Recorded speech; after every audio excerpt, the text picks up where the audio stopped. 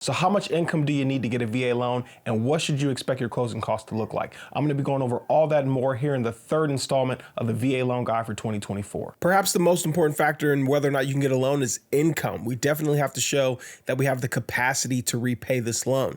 So when we're talking about income, W-2 income is going to be based on the rate of pay and the hours that you work. Now, for some of you, you're salaried, and that makes it that much more simple, right? Your income is just your salary. If you have any type of variable income, this will be things like bonuses, commissions, overtime.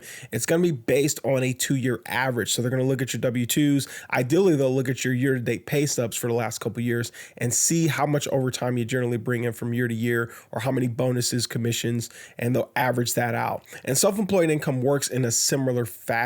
It's based on a 2-year average of your tax return. So for you self-employed vets out there that are writing off the world, I'll tell you what I tell everybody. You have two options. You can not pay taxes, or you can buy a house. You can't do both.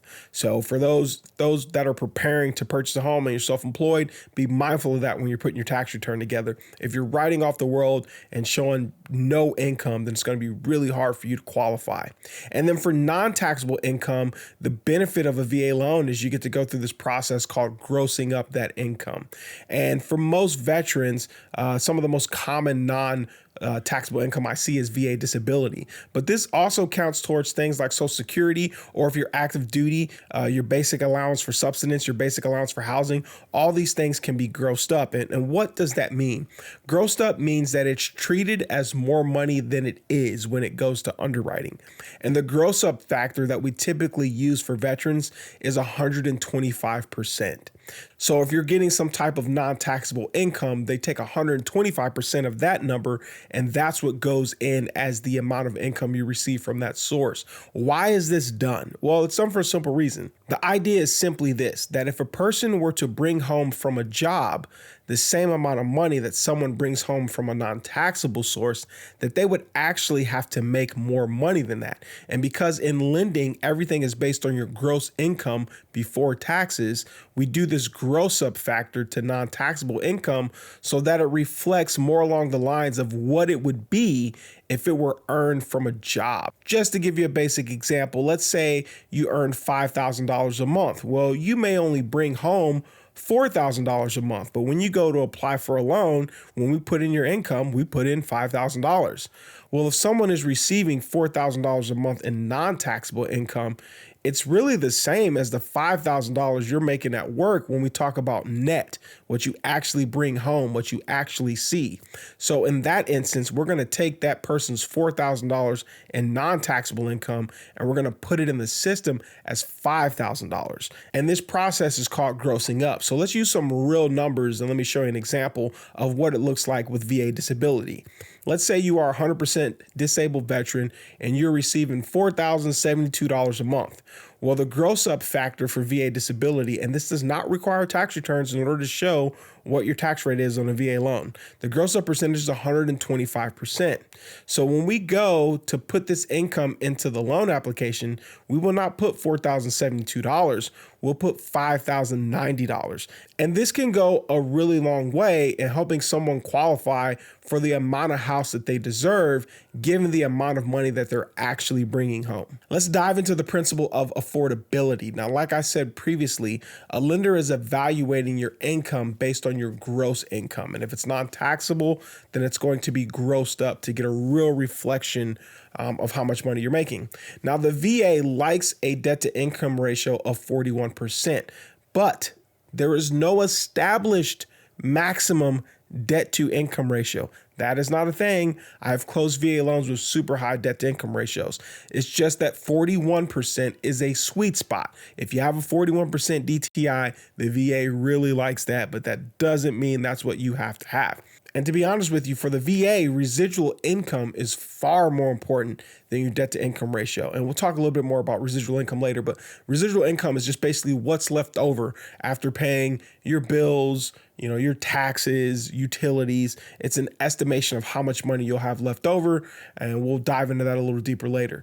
Know that lenders will place artificial caps on debt to income ratio because the VA does not have one. So a lender may say, hey, we're not going to write any VA loans when the person has a debt to income ratio over 50%. Well, even if the system is approving that loan, because we all use the same automated underwriting systems, even if it's approving that loan, that lender may still deny you for that loan because they've placed an artificial cap on debt to income ratio. This is another example of what we call an overlay. Now, if you are buying a property in a community property state, know that your non-borrowing spouse debts have to be included. This rule is actually universal amongst all government-backed mortgage loans. And the rule is that if you are purchasing a property in a community property state and you are married, your spouse's debts have to be included in your loan application, even if your spouse is not going to be on the loan. And this has a tendency to really blow up people's debt to income ratios. And I most commonly see this when you have a couple and maybe one spouse has some credit issues that would make it really hard for them to qualify as a couple. They'll want to do the loan in just one person's name, but after including that person's debts, it blows up their debt to income ratio and they can't qualify without them, but they can't qualify with them. Now, there's two loopholes to this rule that lenders often miss. And the first loophole is debts that predate the marriage. A debt that your spouse had before you got married does not need to be counted against you. And it's very easy to eliminate this debt because when they pull your credit report, it's going to show when the debt was opened. And all you should have to supply is a marriage license showing when you got married, and now that debt can be kicked out and not used against you. Another loophole for this, which is used even less, is the VA handbook says that if you can prove that a spouse has enough income to cover their debts, then you don't have to count them against the veteran. So maybe you have a spouse that doesn't have great credit and you don't want them on the loan because it's going to drag down your rates and pricing and make it harder for you to qualify, but they got a bunch of debts. Well, what you can do is you can supply their pay stubs and show, hey, this person works, my spouse works, they have money, they can cover their own debts, don't count them against me, even though they're not on the loan and you can't use this as income, you can still use this to offset those debts and not count them against my application. Lenders rarely ever use that rule. Most loan officers you talk to probably don't know it even exists, but that's in the VA handbook, and that is a tool that we can use when we run into that issue. So with all this being said, let's get an example of how to know how much you might qualify for in a VA loan based on the level of income that you have. Now, this will be fun, and this will tell you if you're really paying attention or picking up on this or not. In this example, we're going to say that the veteran makes $70,000 a year from employment, and they also receive $18,000 a year in VA disability. And we're going to say that their spouse makes $50,000 a year, and the spouse is going to be on the loan as well. Now, the first thing we need to do is determine what is their monthly qualifying income. And we do that by adding up all their income and dividing it by 12. And when we do that, we come up with $11,875 in monthly qualifying income. Now, some of you are saying, how? How did you get that number?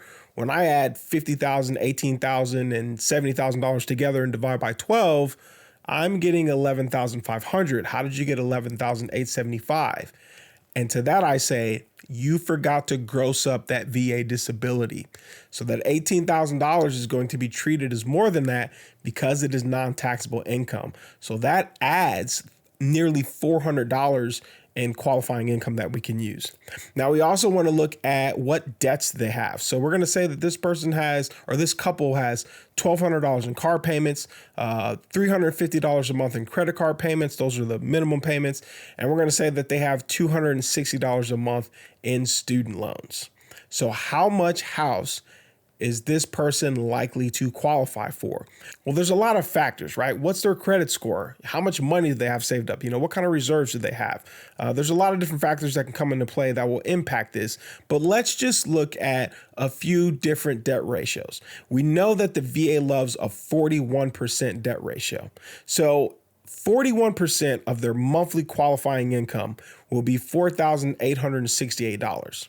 Well, if we combine up all the monthly payments that they already have between their cards, credit card, and student loans, that's $1,810 a month. That means that the maximum payment that they could qualify for would be $3,058 if we wanted to keep their debt to income ratio at 41%, which we know the VA loves, but we also know that the VA loves that number, but they don't cap it at that. You can go much, much higher than that. So let's look at 50%. We know that there's a lot of lenders out there that might cap your debt to income ratio at 50%.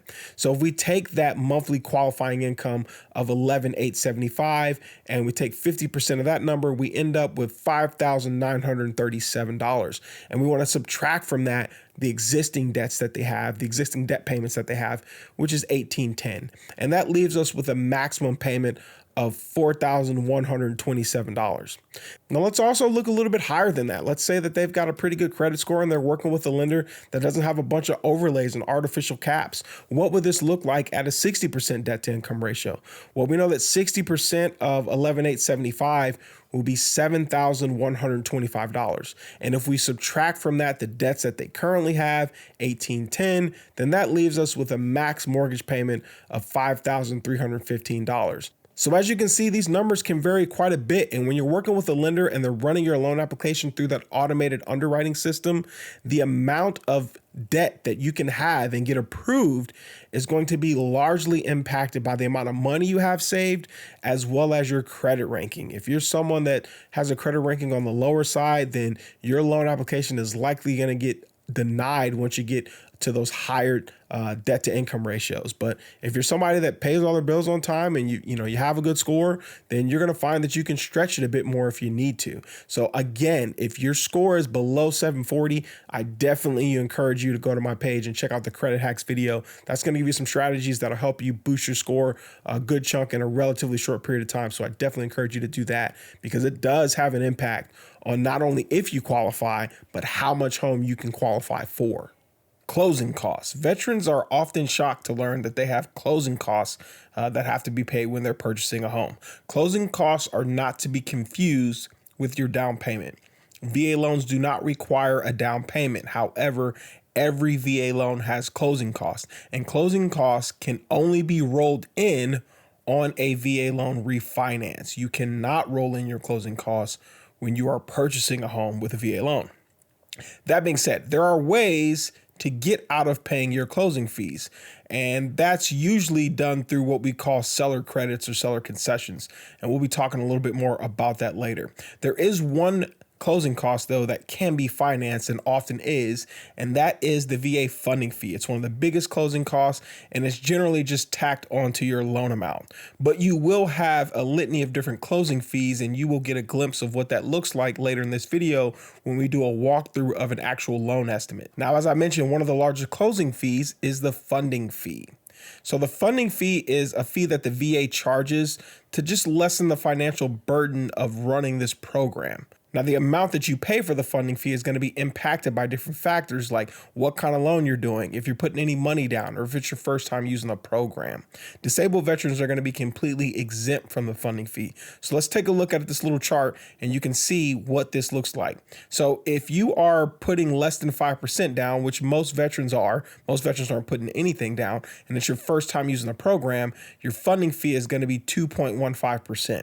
Again, this can be financed, and it often is. It'll be tacked onto your loan amount. But look what happens after your first time using the VA loan. If you come back and try to use it a subsequent time, after your first use, assuming you're putting less than 5% down again, that funding fee shoots up to 3.3%. So that's a pretty big jump in what you have to pay. Again, disabled veterans will be exempt. You'll also notice that if you're putting down 5% or putting down 10% or more, that funding fee goes down quite a bit. And it doesn't matter whether or not it's your first time using the program, that stays consistent. The VA IRRRL, or often referred to as an IRRL in the mortgage industry, stands for VA Interest Rate Reduction Refinance Loan. And that is the loan that you'll typically use when you're trying to get a lower rate in payment on a VA loan. And you'll notice that the funding fee for a VA IRRL is pretty low at 0.5%. So let's talk about proof of funds. Whether it's money that we're bringing to closing or whether it's money that's just sitting in the bank that we're using to help us qualify, we definitely have to prove that we have the money, and we typically have to do this at the onset of the process. Now, you'll typically do this by supplying a month of bank statements. Now, don't be alarmed if a lender asks you for 2 months. That's a pretty common thing. But technically, if you read the VA handbook, you only have to have 1 month worth of bank statements. You can also borrow against retirement funds for your out-of-pocket expenses. Gift funds are an acceptable source of paying your closing fees or whatever your out-of-pocket costs are. You are not permitted, however, to take on debt to help facilitate taking on more debt. So I often tell veterans, you can't borrow money for the sake of coming to us and borrowing more money. So taking out a personal loan or taking cash against a credit card would not be permitted for getting the money that you need for closing. When you give your bank statements to a lender, they're actually going to look through all your transactions. I know this sounds super creepy, but it's true. They're going to look through your transactions, and what they're looking for is anything that they call spike deposits. And spike deposits are non-payroll deposits into your account that exceed either 1% of the purchase price or half of your monthly income, typically whichever's lower. And the reason they do this is because of some federal laws that came about around the time of the Patriot Act that say that banks have to help the government in thwarting money laundering by ensuring that they source and season any money that's being used in the transaction or used to qualify in the transaction. Sourced and seasoned just means that we've proven where the money has been for a certain period of time. So if you have money underneath your mattress, you need to get that cash out of your mattress or out of the cookie jar and get it deposited into a bank, because if you don't, you won't be able to use it to qualify and you won't be able to use it towards your out-of-pocket expenses. And the reason being, cash is exceedingly difficult to source. You can deposit $5,000 cash in your account and tell us that you got it from the sale of some asset. And while that may very well be true, it's very difficult to prove that the cash you deposited is in fact the cash you got from the sale of said asset. Now, I'm not saying it can't be done. You know, if you have a bill of sale and some kind of paper trail, sometimes you can do it, but it's best to just avoid having to deal with sourcing cash at all. If you have cash money sitting at home that you've saved that you want to use towards buying a house, you need to get that money in a bank and let it sit for a couple of months. Remember that in order to show proof of funds, we're typically doing it with a bank statement. So if you deposited a bunch of cash, but you did it 2 months ago, odds are it's not going to show up on the bank statement that you give to the mortgage company when you're trying to get qualified for a loan. You are not required to have reserves on a VA loan. You can read through the VA handbook. You will not find a reserve requirement. And again, 1 month of reserves just means that you have an amount of money equal to 1 mortgage payment in savings, and you will have that money even after closing. Although you are not required to have reserves on a VA loan, I would be lying to you if I told you they don't help you qualify, especially if you have a marginal credit ranking or relatively high debt to income ratio. Now, again, reserves are simply savings. 1 month of reserves just means you have an amount of money equal to 1 month's mortgage payment in savings, and you do not need to spend that money in order to cover your cash to close. And we can't talk about assets without talking about payment shock. What is payment shock? Well, payment shock is when you are getting a new mortgage loan for a home you're buying, and your new mortgage payment is going to be considerably more than your current housing expense. Maybe your rent right now is $1,800 a month, and you're getting a mortgage, and your new mortgage payment is going to be $3,000. Well, that is a huge increase in your monthly housing expense. Underwriters are going to look at your bank statement, and they were going to look at how much money did you bring in and how much money went out. And one of the things that they sometimes consider is, are you saving an amount of money equal to the amount of payment shock that you have? So in this example where we're going from an $1,800 a month rent payment to a $3,000 mortgage payment, there's a $1,200 difference. When they look at that bank statement, they want to see, hey, did they spend $1,200 less than what they brought in? Now, if you've done that, then cool, no problem. If you haven't done that, then the underwriter might question, well, where is this extra money coming from? Because your mortgage payment is going up $1,200 a month, but when we look at your bank statements, you're not saving that much money. You don't have that much money left over at the end of the month. Where's this extra cash coming from? So one thing to ask yourself as you're preparing to try and qualify for a VA loan is, hey, do my bank statements or but a combination of my bank statements and brokerage statements or whatever asset accounts you have, do they show that I have an amount of money left over at the end of the month that's enough to cover the difference in what my mortgage payment will be versus what my current rent payment will be? Now, I'm not telling you that this is always going to be a deal breaker. If you got strong credit, you got good income, and the system approves you, then you're approved. It's just going to work out. But this typically comes more into play when you're just barely meeting some of the benchmarks to qualify. Seller credits. It's important for you to understand how these work because this is what you'll need to utilize if you want to limit the amount of money that you have to spend out of pocket in order to get into a property with a VA loan. As I said previously, you cannot roll in closing costs on a VA purchase loan, but you can ask the seller to pay for them. Now, I'm going to warn you now, you need to beware. You should be writing this one down because most loan officers and real estate agents do not understand the VA guidance on this topic. Anytime money is credited from a seller to a buyer, it's typically called a seller's concession. That's the common term used in the real estate industry. Now, the VA does have a cap on the amount of allowable seller's concession, and that cap is 4% of the loan amount.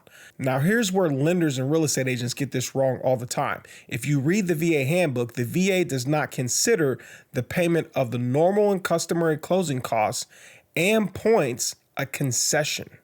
So that doesn't count in the 4% cap, which means that sellers can contribute far more than 4%. The VA considers concessions things like an excessive amount of points to buy down your interest rate, or prepaying for the veteran's property taxes or insurance, or gifts like furniture or electronics, inducements to purchase, even paying off the veteran's debts to help them qualify.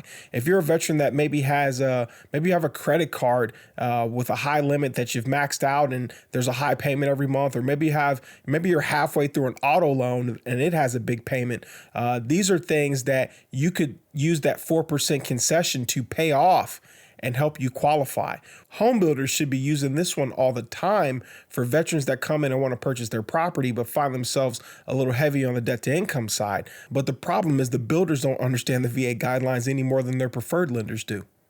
Now, you need to understand that asking for a concession hurts your offer because that means the seller will net less money. If I'm selling my house for $300,000, but I have to pay $10,000 worth of your closing costs, then I'm really not getting $300,000 for the house. I'm getting $290,000. So it definitely does make your offer less attractive. You may need to offer additional money if you need a concession. So if you're buying a house for $300,000 and you need $10,000 in concessions to help pay your closing costs, you may have to offer $310,000. That way the seller doesn't lose anything by way of giving you 10 grand to lower your out-of-pocket costs the day of closing. But you want to listen to your real estate agent here. This is something that's heavily driven by the market. In the seller's market, when homes are flying off the shelves, you're not likely to get concession without making an offer that's over list price by the amount that you need. But in more of a buyer's market, which we've kind of entered into now with interest rates being higher, it's a lot easier to get sellers to help pay towards your closing costs without necessarily having to jack up your offer price for the house. One of the most underutilized tools in all of VA lending is mortgage credit certificates. Now, I'll be honest with you, these things are getting harder and harder to get, but hopefully that turns around soon. But let's talk about what a mortgage credit certificate is. A mortgage credit certificate is a tax credit for 20% of your annual interest payments. Notice I said a tax credit and not a write-off, which means it's a dollar for dollar reduction in the amount of taxes that you owe. So here's an example of what this might look like and how impactful it would be. If you were to take out a loan for $350,000 at 6% interest, in the first year, you would pay over $20,000 in interest. So your tax credit, if you had a mortgage credit certificate, would be $2,883 times 20% or 0.2. That equals $4,176. Now divide that by the 12 months of the year, and that's $348 a month in taxes that you don't have to pay, which just made your house payment $348 more affordable. Now, it's important to note that this is not a refundable credit. So what is the difference between a refundable credit and a non-refundable credit? Well, it's actually pretty easy. A non-refundable credit is one that you cannot get if you don't owe any taxes. So if at the end of the year, your tax return is done and it is determined that you do not owe the IRS a penny, that every dollar that you paid in throughout the year should come back to you, then it will not benefit you to have a credit because there's no taxes owed to deduct that credit from. Whereas a refundable credit, even if you had zero tax liability, if you had a $2,000 refundable credit, then the IRS would owe you $2,000. Even if paying you $2,000 would mean that they were paying you $2,000 more than what you paid them. So there's refundable credits that you're going to get back no matter what, and there's non-refundable credits that can only reduce the amount of taxes that you owe. But for most people in America, if you make enough money to buy a home, you probably have some taxes that you owe at the end of the year. And this will go a long way towards reducing that. Now, this credit can just be claimed at the end of the year and you can get all the money then, or you can actually go to work and change your W-4 so that your paycheck is higher by that amount and you can feel the savings month to month. One of the coolest things about mortgage credit certificates is they can actually be used as income. So in this example, we would add $348 a month to your monthly income. Now that may not sound like a lot, but given current interest rates, $348 a month is enough to increase what you qualify for by $30,000 or more. Now that we've talked about closing costs and different ways to pay for them, let's actually take a look at an actual loan estimate. That way you can see what it looks like and kind of get an idea of how you'd go about reading one. So you'll be able to get a breakdown of all your estimated costs by reviewing your loan estimate. Now, this is a standard document that all lenders are required to use, and it makes it much easier for you to compare and contrast between different lenders when you're trying to figure out who's right for you. When you first look at your loan estimate, you'll see your loan amount, and it's likely going to include your funding fee in that loan amount as the funding fee is financed. So don't be alarmed if you need to borrow $500,000 to buy a $500,000 property, but when you get your loan estimate, you see that you're actually borrowing a little more than $500,000. That's just because they've rolled in the cost of the VA funding fee. Now, the first page of a loan estimate includes some really important details like what's your interest rate going to be, what's your payment amount going to be, and what's the approximate amount of money that you're going to need at closing. The second page is going to include an itemized list of fees. Now, these are going to be lender fees, but also third-party fees.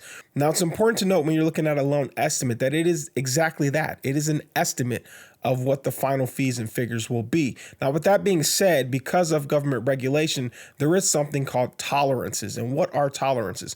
Well, tolerances are federal regulations that determine how much a fee can change from what was quoted on the loan estimate to what it looks like when you get to closing. And the tolerance could be $0 where the fee can't change at all from what is quoted. It could be 10%, or it could be unlimited where there's no limit to how much it can change. But you'll find that the fees that have unlimited tolerance are ones that you're in control of. Like, for example, your homeowner's insurance. We can quote you something for homeowner's insurance, but ultimately you decide who's going to insure your home and you have to pay whatever it is they charge. Whereas something like a lender's processing fee, that shouldn't change at all from the loan estimate because the lender knows from day one what they charge to process a loan. Now, there was a time when I would tell people that you should expect your closing fees to be about 2 to 3% of whatever your loan is for. But in this current rate environment, as we head into 2024, I'm telling veterans that you should expect your closing fees to be anywhere from 3 to 5% of what amount of money you're borrowing. Now, that may change as we go along in the year and rates start to cool off and go down. And I hope it does. I hope it gets back to normal where we're telling people, expect 2 to 3%. But right now, don't be alarmed if your closing fees are anywhere between 3 to 5% of how much money you need to borrow. If you want to get a free one-on-one consultation with me to get all your VA loan questions answered, go to VALoansWithEd.com and click the link to request a call from me. In the meantime, if you haven't seen parts 1 and 2 of the VA Loan Guide for 2024, I highly suggest you go back and watch those. And if you have, I guess it's time to move on to part 4. I'll see you there.